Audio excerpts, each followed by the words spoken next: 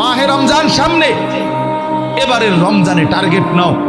30 দিনের রোজার মাধ্যমে দিল থেকে আল্লাহর কাছে এইভাবে 30টা দিন হাতে গুনে তুমি আল্লাহর সাথে ওয়াদাবদ্ধ হও যে আল্লাহ 30 দিন আমি রোজা রাখবো, এবং যৌন চাহিদা, লজ্জাস্থানের চাহিদা, অশ্লীলতা, বেহায়াপনা, নর্তকী, নাচ গান, উলঙ্গ ছবি দেখা, নারীকে নিয়ে চিন্তা ভাবনা, মেয়েকে নিয়ে অশ্লীল চিন্তা ভাবনা, অবৈধ কোনো প্রেম সম্পর্ক, হারাম কোনো রিলেশন, এই সব ত্যাগ করে বন্ধু 30টা দিন মনোযোগ দিয়া রোজা রাখো, তারাবি পড়ো, ইফতার করো, সাহারি করো, তাসবিহ পড়ো, তেলাওয়াত করো, কোনো আলেমে দ্বীনের সাথে উঠা বসা করো, ইমাম সাহেবের সাথে সম্পর্ক করো।